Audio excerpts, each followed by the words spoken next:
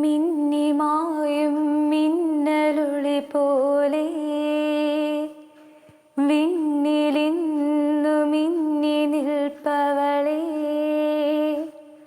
സൂര്യനെ ഉടയാടയാക്കിയ കന്യകേ, ചന്ദ്രനെ പാദപീഠമാക്കിയൊരംബികേ,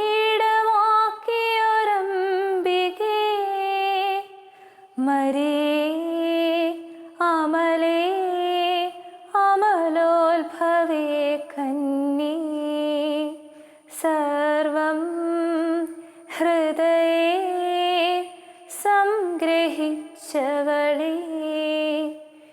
മിന്നിമായും മിന്നലുളി പോലെ വിണ്ണിലിന്നു മിന്നി നിൽപ്പവളേ.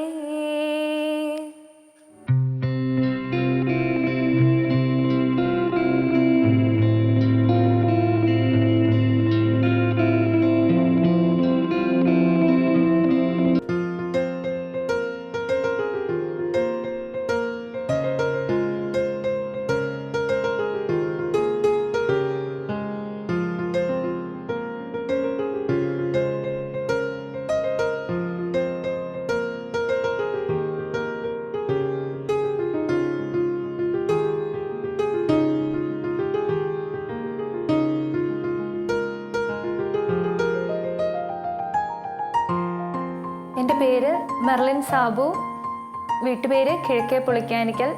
ഞാൻ കോട്ടയം ജില്ലയിലെ പാലാരൂപതയിൽപ്പെട്ട കോതനല്ലൂർ ഇടവകാംഗമാണ്. എൻ്റെ ജീവിതത്തിൽ ജപമാലയിലേക്ക് ഞാൻ വരാൻ വേണ്ടി ഒരുപാട് കാരണങ്ങളുണ്ട്. ഞാൻ ചെറുപ്പത്തിൽ എല്ലാ ദിവസങ്ങളിലും പള്ളിയിലൊക്കെ പോകുമായിരുന്നു. പക്ഷേ ജപമാല കൂടുതൽ ചെല്ലുക എന്നത് ഒന്നും അന്ന് ഞാനങ്ങനെ ശ്രദ്ധിച്ച കാര്യങ്ങളൊന്നുമല്ല. എനിക്കെൻ്റെ ഇടവകാ ദേവാലയത്തിൽ എന്നും പോകാനുള്ള സാധ്യതകളില്ലായിരുന്നു. കാരണം എനിക്ക് ഇവിടുന്ന് 4 കിലോമീറ്റർ അപ്പുറത്താണ് എൻ്റെ ഇടവകാ ദേവാലയം. അപ്പം ഇവിടെ വണ്ടിയൊന്നും ഇല്ലാത്തത് കൊണ്ട് ഇവിടെ അടുത്തുള്ളൊരു ലാറ്റിൻ പള്ളിയുണ്ട്, അല്ലെങ്കിൽ ഇവിടെ ഒരു കോട്ടയം രൂപതയിലെ ഒരു പള്ളിയുണ്ട്. അപ്പോൾ അവിടെ രണ്ടുമാണ് പൊയ്ക്കൊണ്ടിരുന്നത്. പക്ഷെ അങ്ങനെ ജപമാല കൂടുതൽ ചെല്ലുക എന്നുള്ള ഒരു ഇതൊന്നും എനിക്ക് അന്നൊന്നും തോന്നിയില്ല. പക്ഷേ ഒരു ദിവസം ഇവിടെ കാരീസ് ഭവനിൽ ക്രിസ്ത്യൻ ധ്യാനം നടക്കുന്നുണ്ടായിരുന്നു. അപ്പോൾ അതിന് ഞാൻ പങ്കെടുക്കാനിടയായി. ഞാൻ 10ാം ക്ലാസ്സിൽ പഠിച്ചുകൊണ്ടിരുന്നപ്പോൾ. അപ്പോൾ അവിടെ വെച്ച് അച്ഛനിങ്ങനെ പറയുകയുണ്ടായി, നിങ്ങൾ കൂടുതലായിട്ട് മാതാവിനോട് നിങ്ങൾ പ്രാർത്ഥിക്കണം, എന്നും ജപമാല ചൊല്ലണം, നിങ്ങൾക്ക് പേഴ്സണലായിട്ട് ഒരു ജപമാല പ്രാർത്ഥന എല്ലാ ദിവസവും മുടങ്ങാതെ തന്നെ ചെല്ലണം, പേഴ്സണലായിട്ട് ഒരു കൊന്ത നിങ്ങൾ നിർബന്ധമായിട്ടും ചെല്ലണം, അത് നിങ്ങളുടെ ജീവിതത്തെ കൂടുതൽ അനുഗ്രഹപ്രദമാക്കുക. എന്നിട്ട് അവിടുന്ന് വെച്ച് തന്നെ ഞങ്ങൾക്ക് ഓരോ സ്ഥലത്ത് നിങ്ങൾ ഫ്രീ ആയിട്ട് എവിടെയെങ്കിലും പോയിരുന്ന് ഒരു കൊന്തയൊക്കെ ചൊല്ലി പ്രാർത്ഥിക്കുക, അപ്പം നിങ്ങളുടെ മൈൻഡൊക്കെ ഒന്ന് സെറ്റാവും, നിങ്ങൾക്ക് ഭയങ്കര സന്തോഷമാകും. അപ്പം അങ്ങനെ ഞാൻ ജപമാല ചൊല്ലാൻ തുടങ്ങി. അങ്ങനെ ചൊല്ലി പിന്നെ എല്ലാ ദിവസവും ഞാൻ ചൊല്ലിയില്ലെങ്കിൽ എനിക്കന്ന് രാത്രിയിലൊന്നും ഉറങ്ങാനൊന്നും പറ്റുന്നൊന്നുമില്ലായിരുന്നു. ഞാനപ്പം ചൊല്ലിയില്ലെങ്കിൽ ഞാൻ രാത്രിയിലാണെങ്കിലും അവിടെ കട്ടിലെ കിടന്നുകൊണ്ടാണേലും എനിക്ക് അയ്യോ ഞാനിന്ന് ചൊല്ലിയില്ലല്ലോ എന്ന് ഓർത്ത് പിന്നെയും പിന്നെ എടുത്ത് ജപമാല ചൊല്ലുമായിരുന്നു. അപ്പം കൂടുതലായിട്ട് എനിക്ക് ജപമാല ചൊല്ലാനുള്ളൊരിത് എൻ്റെ എല്ലാ കാര്യത്തിലും 10ാം ക്ലാസ്സിലാണേലും പരീക്ഷയുടെ ഒക്കെ സമയത്താണേലും, ആ സമയത്ത് 10ൽ ആദ്യത്തെ പരീക്ഷ ടീച്ചർമാരെല്ലാവരും 10ാം ക്ലാസ്സാ നിങ്ങളുടെ ടേണിംഗ് പോയിന്റ് ആണെന്നൊക്കെ പറഞ്ഞ് ഭയങ്കരമായിട്ട് പേടിപ്പിച്ചല്ല, അവർ പേടിക്കാതിരിക്കാൻ വേണ്ടിയാണ് പറഞ്ഞത്. പക്ഷേ ഞാൻ സ്വാഭാവികമായിട്ട് നമ്മൾ പേടിക്കൂല. അപ്പോൾ ഒക്കെ പരീക്ഷയ്ക്കൊക്കെ പോകാൻ നേരത്ത് കയറുന്നതിന് മുന്നേ ഒരു ജപമാല ചൊല്ലി കയറാനും, രാവിലെ ആണെങ്കിലും പള്ളിയിൽ പോയി പ്രാർത്ഥിച്ച് ജപമാല ചൊല്ലി മാതാവിൻ്റെ അടുത്ത് എൻ്റെ മാതാവിൻ്റെ കൂടെ വന്നേക്കണേന്ന് ഞാനെപ്പോഴും എൻ്റെ മാതാവെ അങ്ങനെ പറഞ്ഞാൽ ഞാൻ മമ്മിയോട് ഇവിടെ എല്ലാ കാര്യങ്ങളും എനിക്കറിയാം, മിക്ക കാര്യങ്ങളും ഒരു ദിവസം നടക്കുന്ന എല്ലാ കാര്യങ്ങളും മമ്മിയോട് ഇങ്ങനെ ഒന്ന് പറഞ്ഞുകൊണ്ടിരിക്കും. മമ്മി വരുമ്പോൾ തൊട്ട് മമ്മി ജോലി ചെയ്യുവാണ് എറണാകുളത്ത്. അപ്പം മമ്മിയോട് ഇങ്ങനെ എല്ലാ കാര്യങ്ങളും ഇങ്ങനെ എപ്പോഴും പറഞ്ഞുകൊണ്ടിരിക്കും. അപ്പം അതുപോലെ തന്നെയാണ് ഞാൻ മാതാവിൻ്റെ അടുത്ത് പോയിട്ട് ഒരു ദിവസം നടന്ന മൊത്തം കാര്യങ്ങൾ എനിക്ക് മാതാവിൻ്റെ അടുത്ത് പോയിരുന്ന് പറഞ്ഞില്ലെങ്കിൽ ഒരു സമാധാനം കിട്ടത്തില്ല. അപ്പം 10ാം ക്ലാസ്സിലൊക്കെ പഠിച്ചുകൊണ്ടിരുന്നപ്പം എല്ലാ ദിവസവും രാവിലെ പള്ളിയിൽ പോയി പ്രാർത്ഥിച്ച് കൊന്തയൊക്കെ ചൊല്ലി പരീക്ഷയ്ക്ക് പോകും. അത് കഴിഞ്ഞ് പരീക്ഷയുടെ റിസൾട്ടൊക്കെ വന്നപ്പം അത്യാവശ്യം നല്ല മാർക്കൊക്കെ കിട്ടി. അത് കഴിഞ്ഞ് പിന്നെ എല്ലാ ദിവസവും മുടങ്ങാതെ ജപമാല ചൊല്ലാനും, പിന്നെ ഇടയ്ക്ക് അവധിയൊക്കെ ഉള്ള സമയത്ത് ധ്യാനത്തിനൊക്കെ പോകാനും അങ്ങനെയൊക്കെ കൂടുതൽ താല്പര്യം ഉണ്ടായിരുന്നു. അതിനുശേഷം പിന്നെ എൻ്റെ ജീവിതത്തിൽ എല്ലായിടത്തും തന്നെ ജപമാല ഉണ്ടായിരുന്നു. ചിലപ്പം ശനിയാഴ്ച ദിവസങ്ങളിൽ മാതാവിൻ്റെ നൊവേനയുണ്ട് ഇവിടുത്തെ പള്ളിയിൽ. എനിക്ക് ആ സമയത്തൊന്നും ഇടവകാ ദേവാലയത്തിൽ പറഞ്ഞ ഒരു മാർഗ്ഗവും ഇല്ലായിരുന്നു. കാരണം എൻ്റെ ഫാദർ ഞാൻ 1ാം ക്ലാസ്സിൽ പഠിച്ചുകൊണ്ടിരുന്നപ്പോൾ മരിച്ചു പോയതാണ്. അപ്പോൾ പിന്നെ മമ്മിയാണെങ്കിൽ ജോലിക്ക് എറണാകുളത്താണ് പോകുന്നത്. ചേച്ചിമാരാണെങ്കിൽ 2 പേരുണ്ട്. രണ്ടുപേരും നേഴ്സുമാരാണ്. അപ്പോൾ അവർ രണ്ടുപേരും പുറത്താണ് പഠിച്ചതൊക്കെ. ഒരാൾ ഹൈദരാബാദിലും ഒരാളുടെ ചേർപ്പുങ്കലാണ്, ഹോസ്റ്റലിൽ നിന്നാണ് പഠിച്ചത്. അപ്പം ഞാനും മമ്മിയും മാത്രമായിരുന്നു എപ്പോഴും വീട്ടിലുണ്ടായിരുന്നത്. മമ്മിയാണെങ്കിൽ വെളുപ്പിനെ 5 മണിയൊക്കെ ആകുമ്പം ജോലിക്ക് പോകും, പിന്നെ ഞാൻ മാത്രമേ ഉള്ളൂ. അപ്പം പിന്നെ ഇവിടുന്ന് അത്രയും ദൂരം നടന്നൊക്കെ പോകാൻ ഒറ്റയ്ക്കൊക്കെ പ്രായോഗിക ബുദ്ധിമുട്ടുകളൊക്കെ ഒത്തിരി ഉണ്ടായിരുന്നു. അപ്പം ഇവിടെ അടുത്തുള്ള പള്ളിയിൽ എപ്പോഴും പൊയ്ക്കൊണ്ടിരുന്നത്. അപ്പോൾ അവിടെ പോയി പ്രാർത്ഥിക്കാനും ഒക്കെ വളരെയേറെ അവസരങ്ങൾ കിട്ടി. അപ്പോൾ ശനിയാഴ്ച ദിവസങ്ങളിൽ നൊവേനയുണ്ട്, നൊവേനയും ആരാധനയും മാതാവിൻ്റെ. അപ്പം ഞാൻ അത് നൊവേനയും ആരാധനയൊക്കെ കൂടി കഴിയുമ്പോൾ ശനിയാഴ്ചയൊക്കെ എപ്പോഴും +2-ലൊക്കെ പഠിച്ചുകൊണ്ടിരുന്നപ്പോൾ സ്പെഷ്യൽ ക്ലാസ്സുകളുണ്ടായിരുന്നു.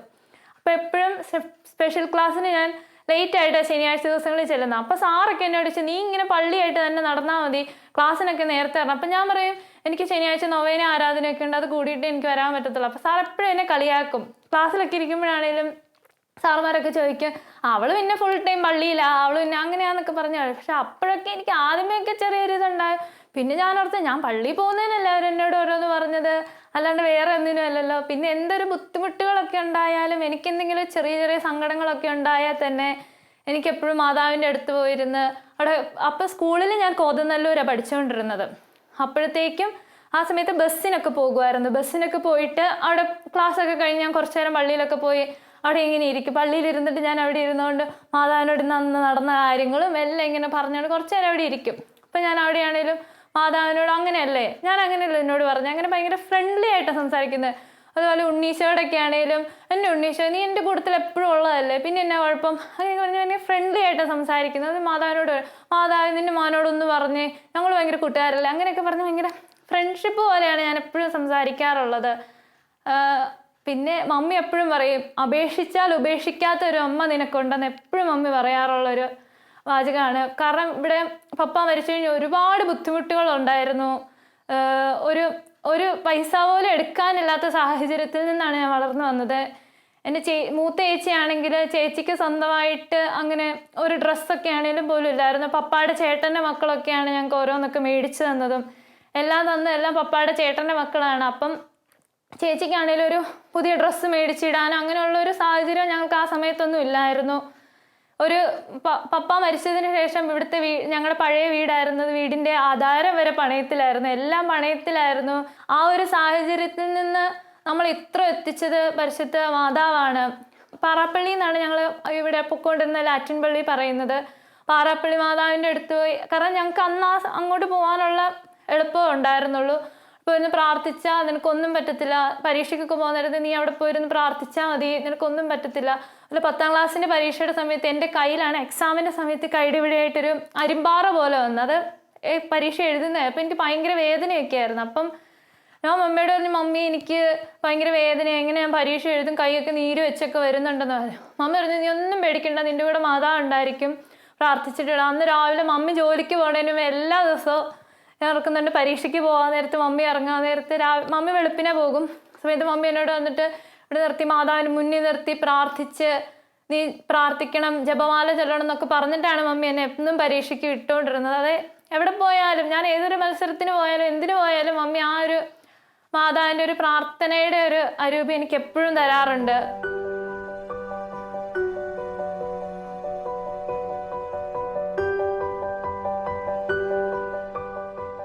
ഞാനിപ്പോൾ ഡിഗ്രി കഴിഞ്ഞിട്ട് പാലായിലുള്ള ആദംസ് അക്കാഡമി എന്ന് പറയുന്ന ഒരു എഡിറ്റിംഗ് അക്കാഡമിയിൽ വീഡിയോ എഡിറ്റിങ്ങിൻ്റെയും ഗ്രാഫിക്കൽ ഡിസൈനിങ്ങിൻ്റെയും കോഴ്സ് ചെയ്തുകൊണ്ടിരിക്കുകയാണ്.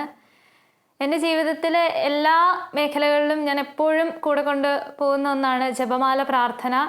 ഏതൊരു സാഹചര്യത്തിലും അത് ചൊല്ലുക എന്ന് പറയുന്നത് വളരെ എന്നെ കൂടുതൽ മാതാവിങ്കിലേക്ക് അടുപ്പിക്കാനും എല്ലാത്തിനും സഹായിക്കുന്ന ഒന്നാണ്. ഞാൻ ഡിഗ്രിക്ക് പഠിച്ചുകൊണ്ടിരുന്നപ്പോൾ ഞാൻ സ്പോർട്സിനുണ്ടായിരുന്നു, സ്കേറ്റിങ്. അപ്പം അതിൻ്റെ മത്സരങ്ങളൊക്കെ ആയിട്ട് എപ്പോഴും ക്ലാസ്സിലൊന്നും എനിക്കധികം കയറാനൊന്നും പറ്റുന്നില്ലായിരുന്നു. അപ്പം അന്നും ഞാൻ വിശുദ്ധ കുർബാനയിലുള്ള പങ്കാളിത്തം ഒരിക്കലും ഞാൻ മുടക്കാറില്ല. ക്യാമ്പുകൾക്കൊക്കെ പോകുമ്പോൾ മാത്രമാണ് എനിക്കതിന് പങ്കെടുക്കാൻ പറ്റാതെ വരുന്നത്. അല്ലെങ്കിൽ ഞാൻ പ്രാക്ടീസിന് പോകുന്നതിന് മുന്നേ രാവിലെ ഞാൻ കുറവലങ്ങാടാണ് ഡിഗ്രി പഠിച്ചത്. അപ്പോൾ രാവിലെ ഒരു 5 മണിക്ക് വിശുദ്ധ കുർബാനയുണ്ട്, അതിൽ പങ്കെടുത്തിട്ടാണ് ഞാൻ പ്രാക്ടീസിന് കയറുന്നത്. പിന്നെ മത്സരത്തിൻ്റെ സമയത്താണെങ്കിലും ഞാൻ നിൽക്കുമ്പോഴും ഞാൻ ഒരു റോൾ ബോൾ എന്ന് പറയുന്ന ഒരു ഐറ്റമായിരുന്നു. അപ്പോൾ അത് ടീം ഇവൻ്റ് ആണ്. അപ്പോൾ അവിടെ നിൽക്കാൻ നേരത്ത് ഞാൻ ഗോളിയായിരുന്നു. അപ്പോൾ ഇപ്പോൾ ഗോൾ പോസ്റ്റിൽ നിൽക്കുന്ന സമയത്താണേലും എനിക്ക് എതിർ മത്സരാർത്ഥികൾക്കൊക്കെ എനിക്ക് പറഞ്ഞു കൊടുക്കണം അവിടുന്ന് ബോൾ വരുന്നുണ്ടോ ഇവിടുന്ന് ബോൾ വരുന്നുണ്ടോ എന്നുള്ള കാര്യങ്ങളെല്ലാം. അപ്പോൾ ആ സമയത്ത് അവിടെ നിൽക്കുമ്പോഴും ഞാൻ മൊത്തം രഹസ്യങ്ങൾ ഉൾപ്പെടെ എനിക്ക് ചെല്ലാൻ പറ്റത്തില്ല. പക്ഷെ ഞാൻ തുടരെ നിർത്താതെ ഞാൻ എപ്പോഴും നന്മ നിറഞ്ഞു പറയുമേ പരിശുദ്ധ പറയുമേ ആ കളിക്ക് ഞാൻ അവിടെ നിൽക്കുമ്പോൾ തൊട്ട് ഞാനത് ചൊല്ലിക്കൊണ്ടേ ഇരിക്കത്തുള്ളൂ. അതിൻ്റെ ഇടയ്ക്ക് എനിക്ക് അവർക്ക് പറഞ്ഞു കൊടുക്കാനും പറ്റുന്നുണ്ട്, ഇത് ചൊല്ലാനും പറ്റുന്നുണ്ട്. അങ്ങനെ മൊത്തം കളിയുടെ സമയത്താണെങ്കിൽ പോലും ഒരു മാതാവിൻ്റെ ഒരു ചൈതന്യം എപ്പോഴും എനിക്ക് ലഭിക്കുമായിരുന്നു. പിന്നെ ഡിഗ്രിക്ക് പഠിച്ചുകൊണ്ടിരുന്ന സമയത്തും ഇതുപോലെ മത്സരങ്ങൾക്കൊക്കെ പോയി, അതുകൊണ്ട് ക്ലാസ്സിലൊന്നും എനിക്ക് കൂടാൻ പറ്റുന്നില്ലായിരുന്നു. അപ്പം ഒരു മത്സരത്തിന് പോയ സമയത്ത് എൻ്റെ കാലിനൊരു ലിഗമെൻറ്റിന് ചെറിയൊരു ഫ്രാക്ചറൊക്കെ വന്നായിരുന്നു, ഇഞ്ചുറി ഒക്കെ വന്നായിരുന്നു. അപ്പം ഞാൻ ഒരു ആയുർവേദ ട്രീറ്റ്മെൻറ്റിലായിരുന്നു തൊടുപുഴയിൽ. ഒരു 2 മാസത്തോളം ഞാൻ അവിടെയായിരുന്നു. അപ്പോൾ ആ സമയത്താണ് എൻ്റെ 4th സെമസ്റ്ററിൻ്റെ എക്സാം വന്നത്. അപ്പോൾ ക്ലാസ്സിലൊന്നും കയറാത്തത് കൊണ്ട് എനിക്ക് ഞാൻ കെമിസ്ട്രിയും കൂടി ആയിരുന്നു, അപ്പോൾ ഇച്ചിരി പാടായിരുന്നു. അപ്പം എനിക്കിങ്ങനെ വന്നതുകൊണ്ട് എനിക്ക് ഫൈനൽ എക്സാം വന്ന് എഴുതാൻ പറ്റിയില്ല 4th സെമസ്റ്ററിൻ്റെ. അപ്പോൾ ആദ്യത്തെ സെയിം എക്സാം റിസൾട്ട് വരുമ്പം സപ്ലി എന്ന് പറഞ്ഞാൽ വരത്തുള്ളൂ. അത് കഴിഞ്ഞ് രണ്ടാമത് സേ എക്സാം എഴുതി. അപ്പോൾ ആ സമയത്ത് ഞാൻ മത്സരത്തിൻ്റെ ഇടയ്ക്ക് വന്നിട്ട് എഴുതിയത്, അതിനും എനിക്ക് വീണ്ടും സപ്ലി വന്നു. അപ്പോൾ ഞാൻ ഭയങ്കരമായിട്ട് അങ്ങോട്ട് ഡൗൺ ആയിപ്പോയി. ബാക്കി എല്ലാവരും ജയിച്ചു. ഒന്നാമത് എക്സാം ഇച്ചിരി പാടും കൂടെ ആയിരുന്നു, പിന്നെ ഓർഗാനിക്കും കൂടെ ആയതുകൊണ്ട് എനിക്ക് ഭയങ്കര ബുദ്ധിമുട്ടായിരുന്നു അതൊന്ന് പഠിച്ചെടുക്കാൻ വേണ്ടി. ഈ ഒരു സബ്ജക്റ്റിന് മാത്രമേ എനിക്ക് മാർക്ക് കുറഞ്ഞു വയ്ക്കുക, ബാക്കി എല്ലാത്തിനും അത്യാവശ്യം നല്ല രീതിയിലുള്ള മാർക്ക് ഉണ്ടായിരുന്നു. അപ്പോൾ ഞാൻ ഭയങ്കര ഡൗൺ ആയിപ്പോയി. മമ്മി എന്നോട് പറഞ്ഞു, നിന്റെ പ്രാർത്ഥനയൊക്കെ നിനക്ക് കുറഞ്ഞു പോയെന്നൊക്കെ മമ്മി പറഞ്ഞു. അപ്പം ഞാൻ ഓർക്കുകയും ചെയ്ത് ഞാൻ എന്തോരം പ്രാർത്ഥിച്ചിട്ട് എനിക്ക് എന്നെ കിട്ടാൻ. എന്നിട്ട് ഞാനവിടെ പള്ളിയിൽ പോയിരുന്ന് ഇങ്ങനെ ഇരുന്നിട്ട് ഞാൻ കരഞ്ഞ് പ്രാർത്ഥിച്ചിട്ടുണ്ട്, കരഞ്ഞ് അവിടെ ഇരുന്ന് ജപമാലയിൽ പ്രാർത്ഥിച്ചിട്ടുണ്ട്. ഞാൻ എന്നെ പ്രാർത്ഥന കുറച്ചത് പിന്നെ എന്തുകൊണ്ട് എനിക്ക് കിട്ടില്ല. പിന്നെ ഞാൻ ഓർത്ത് എനിക്ക് വേറെ എന്തെങ്കിലും, എനിക്ക് ഒന്നെങ്കിൽ എവിടെയെങ്കിലും ഒരു കാര്യം പോയി കഴിഞ്ഞാൽ അതിനേക്കാളും വലിയ കാര്യങ്ങൾ എനിക്ക് എപ്പോഴും ലഭിക്കാറുണ്ട്. കുഞ്ഞു കുഞ്ഞു കാര്യങ്ങളായിരിക്കും, പക്ഷെ എന്നാലും എൻ്റെ ജീവിതത്തിൽ അത് ഭയങ്കര വലിയ കാര്യങ്ങളൊക്കെ ആയിരിക്കും. ഇപ്പോൾ ഞാൻ NCCക്ക് ഉണ്ടായിരുന്നു, അതിൻ്റെ ഒരു ലെവലിലോട്ട് പോയ സമയത്ത് അവിടെ എനിക്ക് ഇങ്ങനെ വീണ് ഫ്രാക്ചർ വന്ന ആ സമയത്തായതുകൊണ്ട് എനിക്ക് കൂടുതൽ കയറാൻ പറ്റിയില്ല. അവിടെ പോയി ഉടനെ എനിക്ക് സ്പോർട്സിൻ്റെ കുറച്ചും കൂടെ കൂടുതൽ നാഷണൽസൊക്കെ കളിക്കാനുള്ള ഭാഗ്യം ലഭിച്ചു. അപ്പം അവിടെ NCCക്ക് പോയതുകൊണ്ടാണ് എനിക്ക് ഇത് കുറച്ചും കൂടെ ഇതായിട്ട് കിട്ടിയത്. കാരണം അത് പോയതുകൊണ്ടാണ് ഇതിൻ്റെ സെലക്ഷൻ എനിക്ക് പോകാൻ പറ്റിയത് വരെ. ഇങ്ങനെ ഒരു ചെറിയ പോയാൽ എനിക്ക് വേറെ എവിടെയെങ്കിലും നല്ലത് വരും. അപ്പം ഞാൻ അങ്ങനെ വിശ്വസിച്ചു, എനിക്കിത് പോയത് ഇപ്പോൾ സപ്ലി കിട്ടിയത് എനിക്ക് വേറെ എന്തോ നല്ലത്, എനിക്ക് കുറച്ചും കൂടെ മാർക്ക് സ്കോർ ചെയ്യാനായിരിക്കും, കുറച്ചും കൂടെ പ്രാർത്ഥിക്കാനായിരിക്കും എന്ന് പറഞ്ഞു. അപ്പം ഞാൻ പഠിക്കാനിരിക്കുമ്പോഴൊക്കെ ഞാനൊരു ജപമാല ചൊല്ലിയതിന് ശേഷം മാത്രമേ പഠിക്കാൻ തുടങ്ങത്തുള്ളായിരുന്നു. അത് കഴിയുമ്പോഴും എനിക്കിന്ന് ഇത്രയും പഠിക്കാനൊക്കെ പറ്റിയതിൽ ഞാൻ നന്ദി പറയും. അങ്ങനെ പഠിച്ചു, എക്സാം എഴുതി റിസൾട്ട് ഞാനൊരു തവണ PSCയുടെ എക്സാം എഴുതി ഇറങ്ങിയ സമയത്തായിരുന്നു റിസൾട്ട് വന്നപ്പോൾ എൻ്റെ ഫ്രണ്ട് എന്നെ വിളിച്ച് പറഞ്ഞു, എടി നീ പാസ്സായി. അതും വളരെ ഞാൻ ഒട്ടും പ്രതീക്ഷിക്കാത്ത, എനിക്ക് ഏറ്റവും പാടുണ്ടായിരുന്ന സബ്ജക്റ്റ് ആയിരുന്നു അത്. ഞാൻ ഒട്ടും പ്രതീക്ഷിക്കാത്ത വളരെ നല്ല മാർക്കോടുകൂടി തന്നെ എനിക്ക് അത് പാസ്സാവാൻ പറ്റി. എനിക്ക് ഏറ്റവും കൂടുതൽ സങ്കടം വരാൻ കാരണം എന്ന് വെച്ചാൽ ഞാൻ ഡിഗ്രി ബാക്കി എല്ലാ സബ്ജക്റ്റും ഞാൻ പാസ്സായി, ഈ ഒരെണ്ണം മാത്രമായിട്ട് ഞാൻ ഇങ്ങനെ മാറി നിൽക്കുക. അതുകൊണ്ട് എൻ്റെ ഒരു ഡിഗ്രിയുടെ സർട്ടിഫിക്കറ്റ് കിട്ടാനും എല്ലാത്തിനും എൻ്റെ ഗ്രേസ് മാർക്കുകൾ ആഡായി വരാനും എല്ലാത്തിനും ഒരുപാട് താമസം എടുക്കേണ്ട വന്നു ഇതിങ്ങനെ വന്നതുകൊണ്ട്. പക്ഷേ അതങ്ങനെ വന്നതുകൊണ്ട് എനിക്ക് ഏതായാലും കുറച്ചും കൂടെ മാർക്ക് സ്കോർ ചെയ്യാനും പറ്റി. അങ്ങനെ വന്നു. പിന്നെ എവിടെ പോയാലും എനിക്ക് ജപമാല ചൊല്ലുക എന്ന് പറയുന്നത് ഒരു പ്രത്യേക അനുഭവം നൽകുന്ന ഒന്നാണ്. ഞാൻ പലപ്പോഴും വണ്ടിയൊക്കെ ഞാൻ വണ്ടി ഓടിച്ചാണ് പാലായ്ക്കൊക്കെ പോകാറുള്ളത്, ഞാൻ പഠിക്കുന്നിടത്തോട്ട്. അപ്പോൾ അവിടെ പോകുന്ന വഴിക്ക് ഞാനിങ്ങനെ ആലോചിക്കും, ഞാനിങ്ങനെ അവിടെ എത്തുന്ന സമയത്ത് ഇവിടുന്ന് പോകുമ്പം ഒരു മണിക്കൂറൊക്കെ ചിലപ്പോൾ എടുക്കും. ഞാൻ വണ്ടി ഓടിക്കുകയാണെങ്കിൽ 1 മണിക്കൂറൊക്കെ എടുക്കും.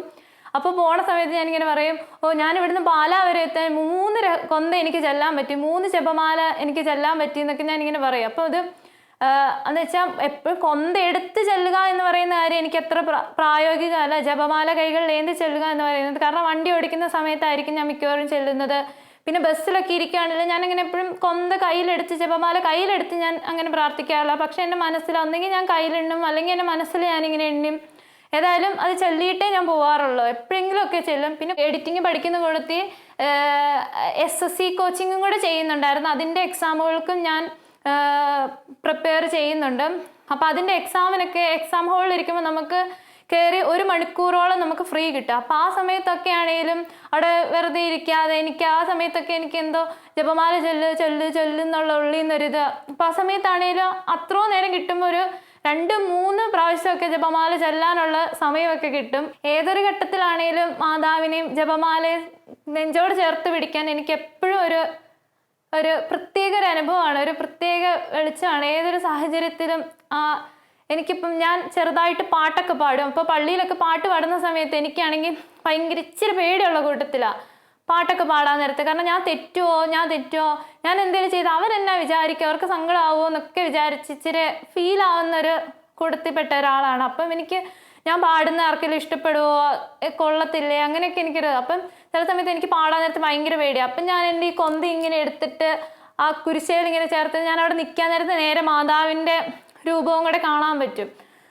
ഞാനിങ്ങനെ കൊന്ത കയ്യിൽ പിടിച്ചിട്ട് ഞാൻ അങ്ങ് പാടും. അപ്പം എന്തോ പാട്ട് ചിലപ്പോൾ തെറ്റിപ്പോകും, എന്നാലും അത്യാവശ്യം എനിക്ക് അതങ്ങനെ പാടാൻ നേരത്തൊരു പ്രത്യേക ഒരു ആ ജപമാല എൻ്റെ ഇത് കയ്യിലുണ്ടെന്നുള്ള ഒരു പ്രത്യേക ഒരു ഇതാണ്. എനിക്ക് കൂടുതലായിട്ടും എന്തൊക്കെയോ ചെയ്യാൻ പറ്റുന്നുണ്ട്, ഞാനല്ല എൻ്റെ ഉള്ളിൽ നിന്ന് മാതാവ് എന്തൊക്കെയോ ചെയ്യുന്നുണ്ടെന്നൊക്കെയുള്ളൊരു ഫീലാണ് എനിക്കെപ്പോഴും വരുന്നത്. പിന്നെ ഞാൻ ജപമാല എപ്പോഴും ഞാൻ എൻ്റെ കഴുത്തേൽ അണിയുന്ന ഒരു വസ്തുവാണ്. അങ്ങനെ ഇല്ലാതെ ഞാൻ അങ്ങനെ പോവാറേ ഇല്ല എങ്ങോട്ടും.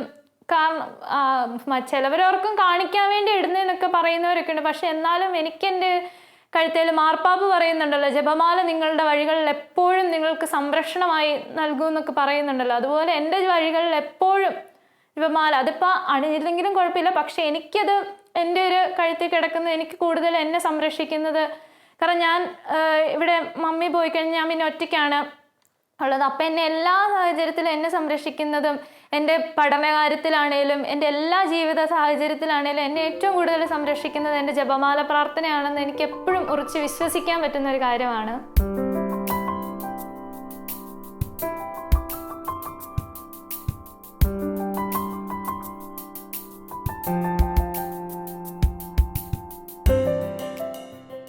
പിന്നെ പറയുകയാണെങ്കിൽ മാതാവിൻ്റെ ഏറ്റവും വലിയ അനുഗ്രഹങ്ങളിലൊന്നാണ് ഞങ്ങൾ ഇന്ന് താമസിക്കുന്ന ഞങ്ങളുടെ വീട്.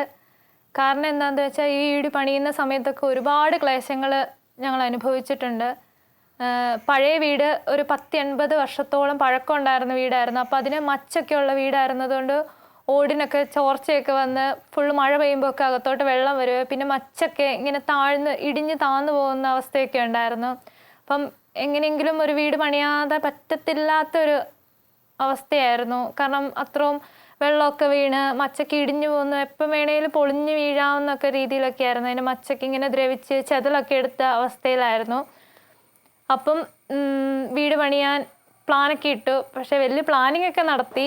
പക്ഷേ പ്രശ്നം എന്തായിരുന്നു എന്ന് വെച്ചാൽ പപ്പ മരിച്ചു പോയതുകൊണ്ട് ഞങ്ങളുടെ 4 പേരുടെയും പേരിലായിരുന്നു സ്ഥലമെല്ലാം. അപ്പം ഞാൻ ആ സമയത്ത് +1 പഠിച്ചുകൊണ്ടിരിക്കുമായിരുന്നു വീട് പണിയാൻ പ്ലാൻ ചെയ്ത സമയത്ത്. അപ്പം ഞാൻ മെച്യൂർ ആവാത്തത് കൊണ്ട് ലോണൊക്കെ ഞങ്ങൾക്ക് കിട്ടാൻ, സ്ഥലത്തിൻ്റെ പേര് കിട്ടാനൊക്കെ വളരെയേറെ ബുദ്ധിമുട്ടായിരുന്നു. അപ്പം അതിൻ്റെ പുറകെ കുറേ ഓടി, അഡ്വക്കേറ്റുമാരെയൊക്കെ സമീപിച്ചു, ഒത്തിരി ഓടി. പക്ഷേ ഞങ്ങൾക്ക് കിട്ടത്തില്ലാത്ത സാഹചര്യമായിരുന്നു. പക്ഷെ പിന്നെ മമ്മിയുടെ ജോലിയുടെ അവിടെ വെച്ച് ലോൺ എടുത്തു. അതിന് ഇച്ചിരി പലിശ കൂടുതലായിരുന്നു, എന്നാലും അത് വെച്ചെടുത്തു.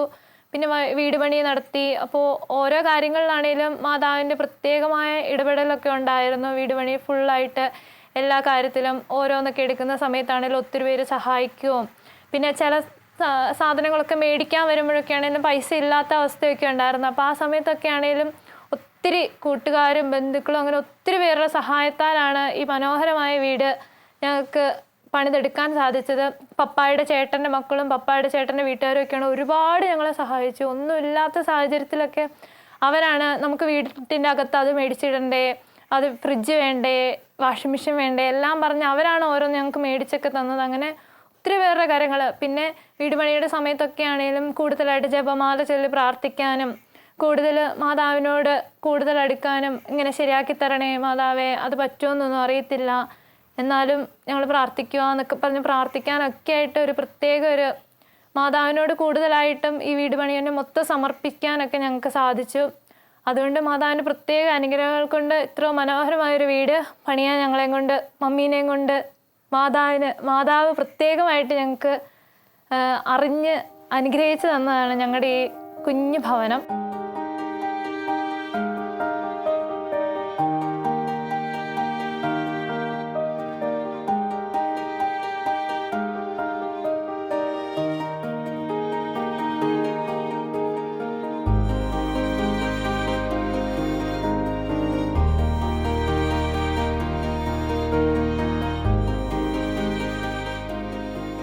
ജീവിതത്തിൽ ഇപ്പം എനിക്ക് കൂടുതലായിട്ട് ജപമാല ചൊല്ലി പ്രാർത്ഥിക്കാൻ വേണ്ടി ഒരു പ്രത്യേക ഒരു എന്നെ കൂടുതലായിട്ട് ചെല്ലാൻ വേണ്ടിയൊക്കെ എനിക്ക് ഭയങ്കര ഉത്സാഹമാണ്.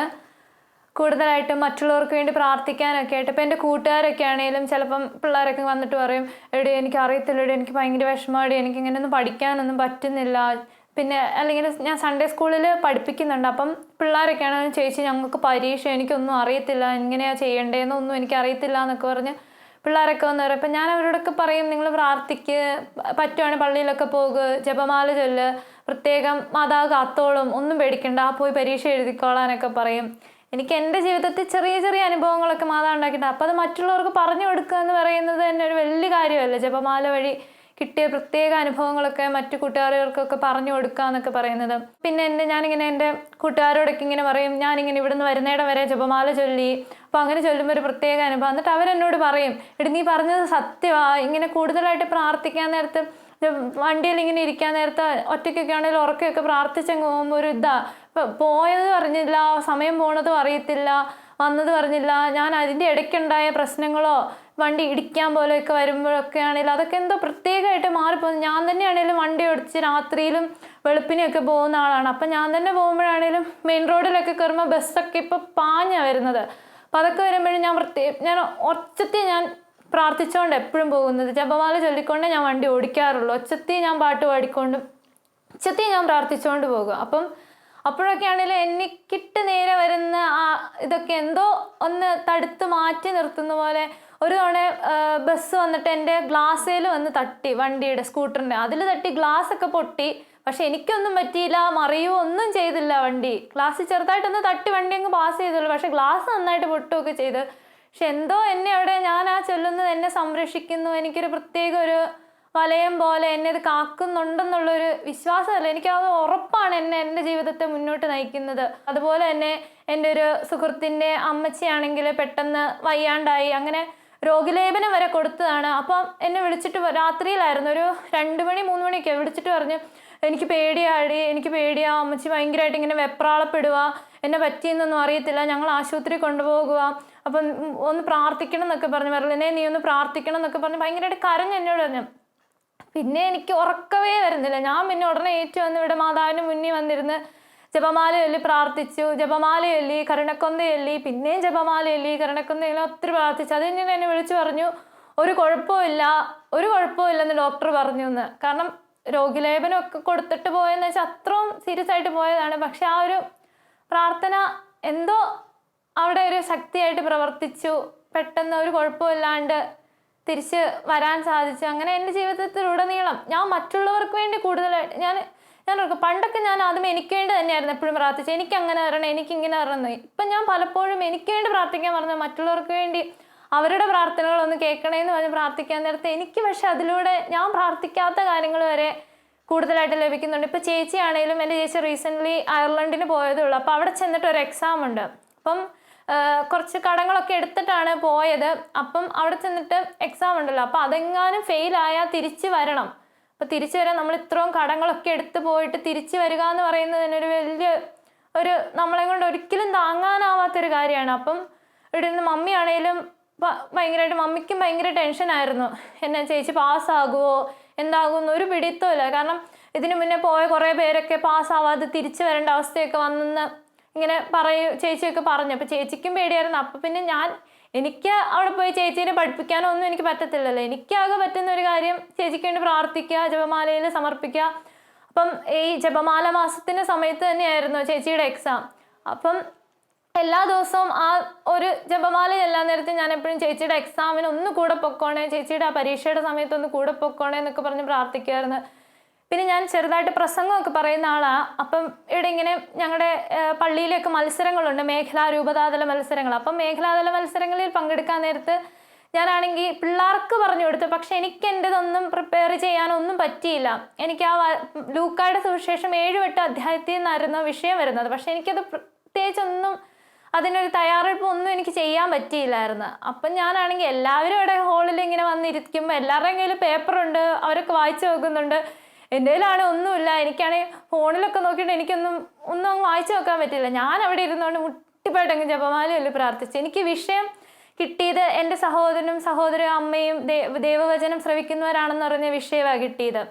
അപ്പം അത് കിട്ടിയപ്പോഴാണേലും എനിക്ക് ആ വിഷയത്തെ പറ്റി ഒന്നുമല്ല, എനിക്ക് അപ്പോഴും ഞാൻ 5 രഹസ്യം ആയുള്ളൂ, ബാക്കി 5ാമത്തെ രഹസ്യം തുടങ്ങിയതേ ഉള്ളൂ. എനിക്കത് തീർക്കണം എന്നുള്ളൊരിതാണ്. ഞാൻ എന്നിട്ട് അവിടെ നിന്ന് 5 മിനിറ്റ് സമയത്തിനുള്ളിൽ അത് തീർത്ത് അത് കഴിഞ്ഞിട്ട് മത്സരത്തിന് കയറി. റിസൾട്ട് വന്നപ്പോൾ എനിക്ക് സെക്കൻഡ് A ഗ്രേഡ് ഉണ്ടായിരുന്നു. അത് കഴിഞ്ഞ് രൂപതാതലത്തിൽ പോയി. അതിന് മുന്നത്തെ വർഷം രൂപതാതലത്തിൽ പോയപ്പം പറയുന്നതിൻ്റെ ഇടയ്ക്ക് എനിക്ക് പെട്ടെന്ന് സ്റ്റോപ്പായി. ഞാൻ ഇടയ്ക്ക് നിർത്തിയിട്ട് വന്ന് എനിക്ക് 30-35 പേര് മത്സരിച്ചതിൽ എൻ്റെ പേര് ഏറ്റവും last C grade, Merlin Sabu C grade Kothanallur എന്ന് പറഞ്ഞ് കണ്ടു. എനിക്കത് ഭയങ്കരമായിട്ടൊരു പറയുന്ന ഒരാളെ സംബന്ധിച്ച് ഇടയ്ക്ക് വെച്ച് നിർത്തിപ്പോവുക എന്നൊക്കെ പറയുന്നത് ഭയങ്കര സങ്കടം ഉളവാക്കുന്ന ഒന്നാണ്. അപ്പം ഞാൻ ഈ വർഷം ആകെ ഞാൻ പ്രാർത്ഥിച്ചത് എനിക്കൊന്ന് പറയാൻ പറ്റണേ എന്നുള്ള കാര്യമാണ്. എനിക്കിപ്പോൾ പറയാൻ പറ്റാതെ എനിക്ക് C ഗ്രേഡ് കിട്ടിയാൽ എനിക്കത് ഭയങ്കര സങ്കടമാവും. പക്ഷെ ഒന്ന് പറയാൻ പറ്റണം. എനിക്ക് നിന്റെ വചനങ്ങളും ഈശോയുടെ കാര്യങ്ങളൊക്കെ എനിക്കൊന്ന് പറയാൻ നിർത്താണ്ട് എനിക്ക് പറയാൻ പറ്റണം എന്ന് മാത്രമേ ഞാൻ പ്രാർത്ഥിച്ചു. അല്ലാതെ എനിക്ക് ഫസ്റ്റോ സെക്കൻഡോ തേർഡോ കിട്ടണമെന്ന് ഞാൻ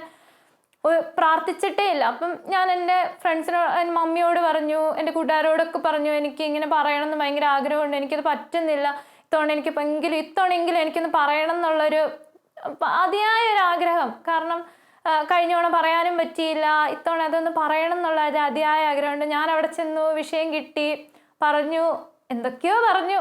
അവിടെ ചെന്നപ്പം ഒരു തെറ്റ് കൂടാതെ എനിക്ക് പറയാൻ പറ്റി. അങ്ങനെ ഇത്തവണ എനിക്ക് 7th A ഗ്രേഡ് കിട്ടി രൂപതാതലത്തിൽ. അപ്പം അതൊക്കെ ചെറിയ ചെറിയ കാര്യങ്ങളാണ്, അത്ര വലിയ സംഭവങ്ങളൊന്നും. പക്ഷെ ഞാനത് കൂടുതലായിട്ട് ആ സമയത്തും അവിടെ ആ മത്സരത്തിന് സമയത്ത് കിട്ടിയ, അതിന് മുന്നേ കുറച്ച് സമയം കിട്ടിയതൊക്കെ ഞാൻ വിഷയം നോക്കുകയല്ല ചെയ്തത്. ഞാൻ അവിടെ എല്ലാം ഇരുന്ന് ഞാൻ ജപമാല ചെല്ലുക ചെയ്തത്. ആ ഒരു പ്രത്യേക ജപമാലയിലൂടെ മാതാവിൻ്റെ ഒരു പ്രത്യേക ഒരു കവചം എന്നെ മൊത്തത്തിൽ പൊതിയുന്നുണ്ട്. 53 മണി ജപം ചൊല്ലുമ്പോൾ എനിക്കൊരു പ്രത്യേക ഒരു കവചമാണ് മാതാവ് എപ്പോഴും തരുന്നത്. അത് എന്നെ മാത്രമല്ല, എൻ്റെ വീട്ടിലുള്ളവരെ, എൻ്റെ സുഹൃത്തുക്കളെ, എന്നെ ചുറ്റിപ്പറ്റിയിരിക്കുന്ന എല്ലാവർക്കും വേണ്ടിയും പ്രാർത്ഥിക്കാനുള്ള ഒരു പ്രത്യേക ഒരു തീഷ്ണത, ഇത് എനിക്ക് പ്രത്യേകമായിട്ട് ഇപ്പം ലഭിക്കുന്നുണ്ട്. അതിനൊക്കെ ഞാൻ എപ്പോഴും നന്ദി പറയുകയാണ് ചെയ്യുന്നത് മാതാവിനോടും ഈശോയോടും ഒക്കെ, എന്നെ എപ്പോഴും കൂട്ടി നിർത്തുന്നതിന്, എന്നെ എപ്പോഴും ആ ജപമാലയോട് ചേർത്ത് നിർത്തുന്നതിന്.